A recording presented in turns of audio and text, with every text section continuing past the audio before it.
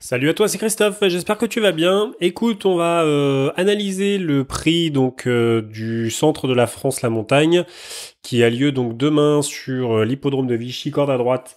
Donc c'est une course B sur les 2150 mètres, départ à l'autostart. Donc c'est pour les 4 à 10 ans, tu verras. Donc il y a combien de partants? Donc je regarde ça.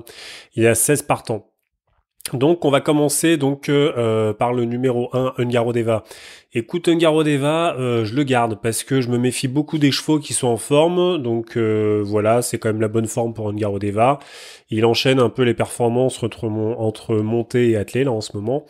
Mais je l'ai trouvé assez décevant dans sa dernière perf en montée. Je parle à Vincennes où il a fini 6ème. Et en revanche, il a été assez impressionnant. La course d'avant, c'est-à-dire au 1er juin, c'était avec Alexandre Abrivard, et c'était une course B, mais c'était à Vincennes aussi.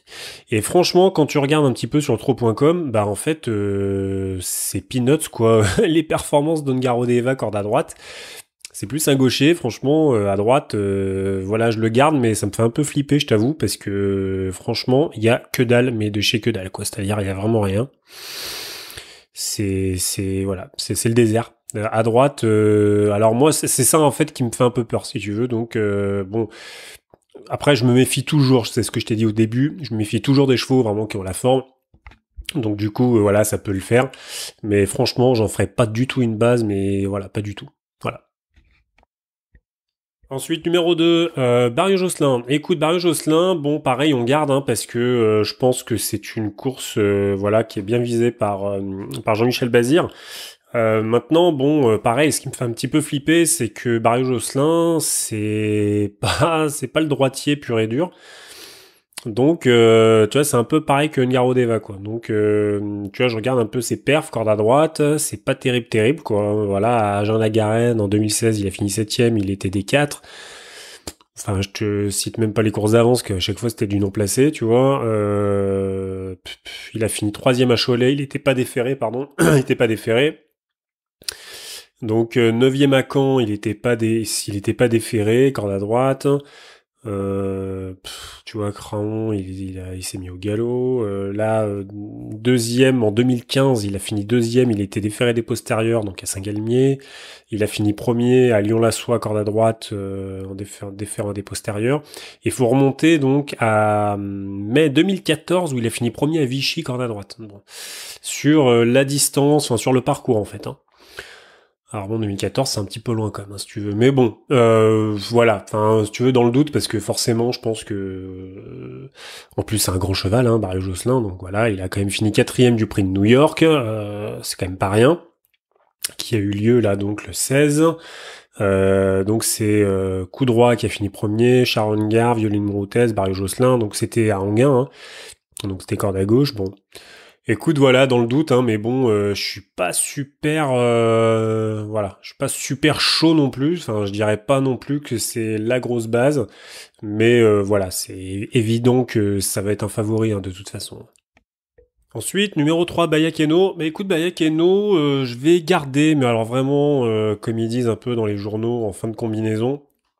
Parce que déjà bon j'aime bien cette jument et en plus de ça là moi je me méfie beaucoup. Elle a été déférée donc je crois pour la première fois, c'est ça hein, elle a été déférée pour la première fois donc dans le prix de New York, hein, le fameux prix de New York où elle a fini 7ème donc à Anguin avec Gabriel Germini et là tu vois bon on la redéfère, c'est comme une course assez rapprochée. Je veux dire en plus c'est une bonne droitière, enfin je veux dire bon elle a pas fait des super perf quoi. Enfin bon, même avant, elle a quand même fait des bonnes perfs corde à droite. Mais tu vois, je me méfie quand même beaucoup un peu de cette voilà de cette configuration là. Donc voilà, sans en faire une gagnante si tu veux, tu vois, de ce prix-là. Je pense que elle peut vraiment bien se placer. Et moi, ça me plaît beaucoup. Je trouve que c'est un bon outsider, Ikeno. Donc voilà, moi je la garde. Allez, ensuite, numéro 4, Kaliloulou. Écoute, Kaliloulou, très bien placé au premier échelon, enfin au premier échelon, en première ligne, pardon, derrière les ailes. Écoute, pareil, on garde, hein, on garde parce qu'en général, quand elle est derrière l'autostart, elle est souvent dans les 5 hein, quand même. Donc voilà, bah c'est plaisant. Donc avec Mathieu Abrivard, des Fers et des 4, c'est vrai que voilà, ces deux dernières perfs là, c'est un peu moyen.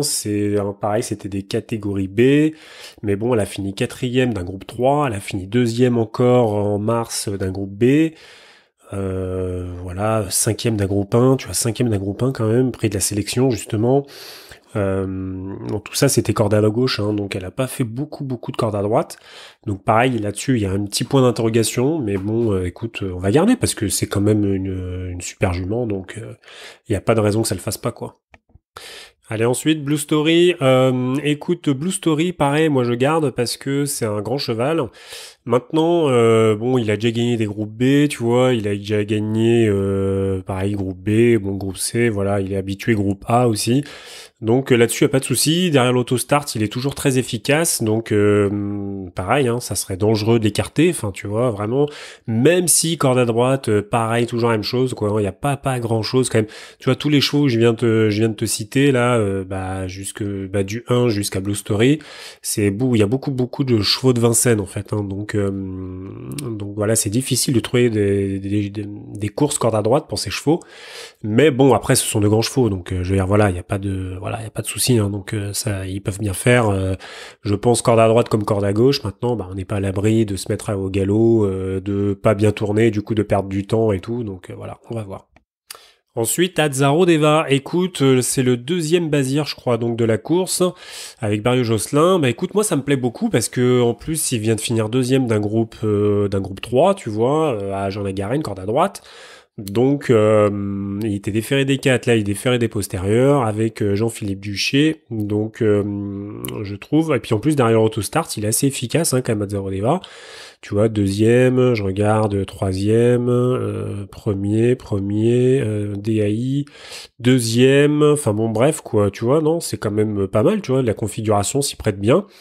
Donc on écoute, on va garder quoi. Alors bon, c'est vrai que c'est pas Bazir qui le drive et tout, donc ça tu peux te dire ouais mais bon quand même et tout machin. Mais non, moi je trouve que ça a quand même de la gueule, donc forcément on va garder. Allez ensuite Weissman. Écoute Weissman, moi je me méfie énormément de ce cheval. En tout cas dans cette course là, hein, je parle parce que comment me dire.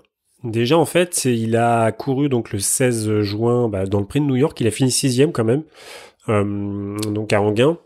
En fait, c'est un cheval vraiment là, tu vois, qui commence un peu à monter en puissance, hein, si tu veux, parce que. Donc sa dernière course 2017, c'est en août. Il est rentré donc le 14 mai, donc il a fait huitième. Ensuite le 1er juin, il a été non placé. Le 9 juin, tu vois, il enchaîne. Hein. Il a fait septième. Le 16 juin, il a fait sixième. Et là, il arrive donc à Vichy devant en première ligne, d'accord, derrière les ailes dans un groupe B. Et corde à droite, eh ben écoute, c'est quand même pas mal, tu vois, si tu veux, Weissman, dans son passé, ce qu'il a fait déjà. Donc tu vois, je me méfie beaucoup de ce genre de cheval. Tu vois, par exemple, en 2016, attention, on remonte loin là, hein, d'accord. Mais bon, en tout cas, ça prouve que c'est un bon droitier et que la corde à droite ne le dérange pas. Donc en 2016, il a fini premier à Bordeaux. En 2015, il a fini deuxième à Châteaubriand, corde à droite. Il a fini premier à Toulouse, corde à droite en 2015 aussi. Pareil, à Caen, il a fait DAI. À Toulouse, il a fini premier. Deuxième à Cabourg, corde à droite. Tu vois, voilà, ce genre de choses un peu. Et franchement, bah, tu vois, tu te dis, ouais, le cheval. Alors moi, c'est plus ma question. C'est pour ça que je le mettrais plutôt en outsider. Ma question, c'est plus où est-ce qu'il en est en fait dans sa forme, tu vois. Est-ce il est vraiment en train de monter, tu vois, ou est-ce que ça va pas être un peu la course de trop, parce que tu vois, il enchaîne quand même pas mal. Là, tu vois, depuis le 1er juin, ça fait, tu vois, au mois de juin, il aura fait là 4 courses, quoi. Enfin, tu vois, ça fait quand même beaucoup. Donc voilà, bah je pense que Francken il sait ce qu'il fait de toute façon, hein, il sait ce qu'il fait avec son cheval. Maintenant, je sais pas. Tu vois, il va affronter des chevaux, tu vois, comme Mario Josselin, Azzaro Deva, tu vois, ce genre de chevaux un petit peu. Donc est-ce que ça va être bien suffisant? J'en sais rien. Mais en tout cas, moi j'aime beaucoup. Je pense que ça peut, en première ligne comme ça peut vraiment finir dans les 3-4, quoi, à mon avis. Hein. Allez, ensuite, Vic Dupomereux. Bah écoute, Vic Dupomereux, c'est assez décevant là, si tu veux, depuis le printemps là 2018. Franchement, malgré qu'on le confie au pilote, tout ce que tu veux, bah il se passe pas grand-chose en fait. Il se passe pas grand-chose. Maintenant, là, on le confie à Yannick Alain-Briand. Il aura vraiment un numéro à la con à l'extérieur. Moi, je t'avoue, je sais pas trop quoi en penser parce que je me méfie beaucoup en fait. Je me méfie beaucoup en fait de ce genre de truc parce que bon, déjà, je vois qu'à notre corde à droite, tu vois, il a quand même bien fait déjà. Donc, tu vois, est-ce que la surprise pourrait pas venir de lui un peu, tu vois, on sait pas, mais en tout cas, voilà, le doute est permis. Mais et puis, je sais pas, on le confie à Yannick Alain-Briand. Tu vois, tu vois, je sens le truc un peu, tu vois, genre je sais pas. Enfin voilà, je trouve que c'est dangereux de l'écarter, mais franchement, vu le numéro et vu la forme qu'il a, là, tu vois, il affronte encore, tu vois, des grands chevaux. Est-ce que ça va suffire? Ouais. Bon, moi je sélectionne pas, hein, tu vois, mais voilà, ça pourrait, franchement, faudrait vraiment se méfier parce que c'est le genre de cheval, tu vois, qui peut créer une grosse surprise et qui peut arriver à grosse cote à mon avis, hein. Allez, ensuite, numéro 9, Al Capone Jet. Écoute, bah, on écarte, hein, Al Capone Jet. Franchement, ça semble pas la grande forme de l'année. Donc, voilà, à mon avis, en plus, avec le numéro 9, comme ça, faut laisser tomber. C'est une impasse. Allez, ensuite, numéro 10, Beauté de Bailly. Écoute, pareil, Beauté de Bailly, franchement, là, ça me semble compliqué. Corde à droite, bah tu vois, elle a fait sa course, donc là le 5 juin à Vichy, bon pas sur la distance, mais en tout cas sur l'hippodrome, avec Mathieu Abrivard, elle s'est mise au galop. Même quand tu vas un petit peu dans le passé, elle se met quand même régulièrement au galop, corde à droite. Donc bah ça sent pas super bon quoi si tu veux pour Beauté de Pays. Donc à Vichy encore, donc le 8-7 2017, corde à droite, DA. À Amiens DA, enfin voilà quoi, c'est quand même pas génial, donc ça rassure pas quoi si tu veux, hein, forcément. Hein. Tu te dis que bah c'est pas forcément une droitière, qu'elle s'est pas bien tournée, que ça la dérange. Donc voilà, je sais pas trop pourquoi il insiste, mais enfin bon, après tout, hein, pourquoi pas. Hein, je pense que Bruno Bourgoin doit avoir ses idées derrière la tête, mais moi j'avoue que voilà, j'y adhère pas tellement. Allez, ensuite, numéro 11, Auch. Écoute, Auch, pareil, il a vraiment de très très bonnes statistiques avec départ autostart. Alors maintenant, il démarre derrière Bayekeno, donc derrière, en seconde ligne. Voilà, je pense que c'est vraiment la bonne course. À mon avis, c'est une question de bonne course quoi pour lui, je pense. S'il arrive à avoir le bon dos, qu'il est pas trop enfermé à l'intérieur, qu'il arrive à sortir, à mon avis, ça peut le faire. Je pense qu'il peut bien finir. Il a fait vraiment dans le prix de l'Obélisque à Anguin là, il a fini premier justement. Ça faisait, je sais pas, est-ce qu'il a déjà gagné? Oh, j'en sais rien en fait, parce qu'il est toujours habitué à faire des places. Lui, si il avait gagné en 2016, sa dernière victoire en 2016 avec Christian Bijon. Donc voilà, bon écoute, non, on va garder Auch, hein, parce que forcément, alors bon attends, après, je vais faire une pause dans mon podcast, hein, parce que je pense que je vais éliminer des chevaux, parce que sans déconner, là, je vais en garder 14 sur 16, là, si je continue comme ça, là. Allez, ensuite, Câlin de Morge. Mais écoute, Câlin de Morge, c'est pareil, on garde, hein, franchement, c'est un excellent droitier. Enfin, comment veux-tu ne pas le garder? Même s'il est en seconde ligne, franchement, il est avec Serge Pelletier, il s'entend super bien. Je dis, ah non, il n'y a pas de souci, quoi. Enfin, je veux dire, clairement, ça va être... Bon, après, il vient de gagner une course de catégorie A à Vichy, donc justement, plus corde à droite. Il était cette fois sur le parcours marathon de Vichy. Mais, mais bon, franchement, c'est dur de pas le retenir, quoi. Enfin, tu vois, c'est vraiment, voilà. Non, je pense qu'il faut vraiment le garder, un câlin de Morge. Hein. C'est évident, c'est clair et net. Ensuite, drôle d'espoir. Écoute, drôle d'espoir, je raye. C'est de la deuxième ligne, mais bon, je trouve que c'est pas forcément au niveau des autres. Hein. Et puis vraiment là devant, tu vois, déjà là, j'ai même du mal à faire un choix, tu vois. Donc voilà, à mon avis, ça va être un peu dur, hein, je pense. Voilà. Bon, moi, je préfère pas le retenir en tout cas. Donc pareil, Union de Bélande, c'est un cheval de montée. Enfin, en tout cas, c'est ce qu'on voit bien sur le trot.com. En plus de ça, bah tu vois, tout est dit quoi. Hein, là, c'est l'entraîneur qui le drive, il est ferré, donc voilà. Je pense que va y avoir une autre course pour lui, pour elle, puisque c'est une femelle. Il va y avoir une autre course pour elle incessamment sous peu. Et ensuite, enfin non, c'est pas ensuite, parce qu'en fait, après, il y en aura un autre. Baxter Duclos, écoute, Baxter Duclos, moi, je laisse. Franchement, là, le cheval, bon, il a fini 6e d'un groupe 3 quand même à Reims, donc voilà, c'est quand même pas mal, hein, tu vois, c'est pas non plus, c'est pas rien.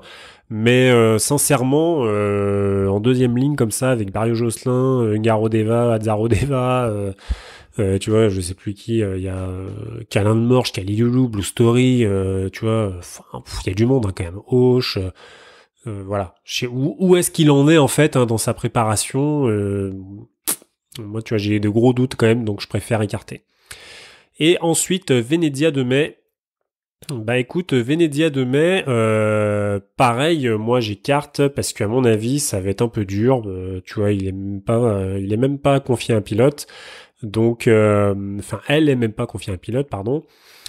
Donc, non, moi, je laisse tomber, même si elle est déférée des 4, là, c'est de la seconde ligne. Alors bon, elle a quand même bien fait, donc fin mai, avec Adrien Lamy sur la piste d'Anguin, donc elle a fini deuxième, hein, quand même. Donc c'était quand même pas rien. Derrière Auch, hein, je crois que c'est ça, hein. Et,